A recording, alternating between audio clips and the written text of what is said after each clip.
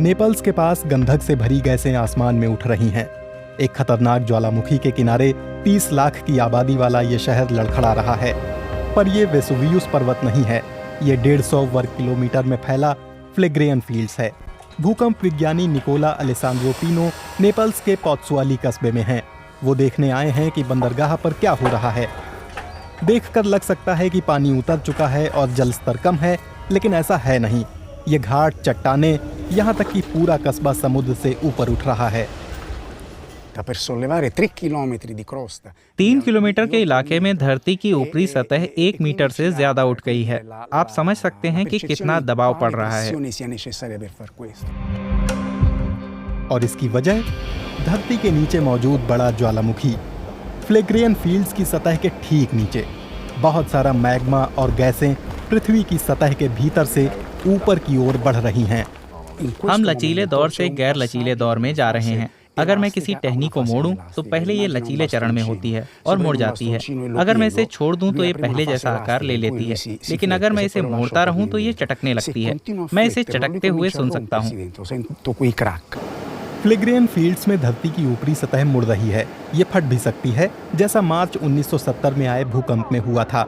तब भी भूकंप से पहले जमीन आज की तरह ही करीब 1 मीटर ऊपर उठ गई थी। कुछ इलाकों में समुद्र का तापमान 70 डिग्री से ज्यादा हो गया था। स्थानीय लोग घबरा गए थे। फिर दूर दूर से वैज्ञानिक इसकी जांच करने आए थे। 80 के दशक में यही चक्र फिर दोहराया गया। एक और भूकंप आया। इसके बाद जमीन फिर से धंस गई। लेकिन बीते 20 वर्षों में जमीन फिर से ऊपर उठ रही है। पिनो कहते हैं अब टहनी टूटने के कगार पर पहुंच रही है। इसका मतलब है कि धरती की ऊपरी सतह टूट जाएगी, लेकिन जरूरी नहीं कि इसका मतलब होगा हम विनाशकारी विस्फोट की ओर बढ़ रहे हैं। लेकिन आशंका तो इसकी भी है। अभी जमीन उससे कहीं ऊंची है जितनी हमने दर्ज की थी।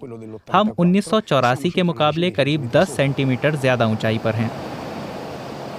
एक संभावना ये भी है कि कई छोटे छोटे भूकंप आने से गैसें निकल जाएं और नीचे से आता दबाव कम हो जाए। इससे जमीन फिर बैठ जाएगी। लेकिन दूसरा परिदृश्य विनाशकारी है।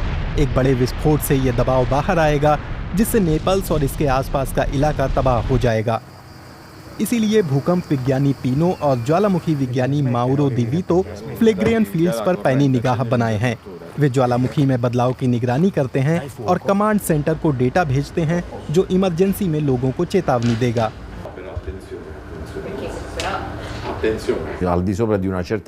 अगर हमारे उपकरण जोरदार या लगातार भूकंपीय गतिविधि दिखाते हैं तो हम इसके बारे में सूचित करेंगे।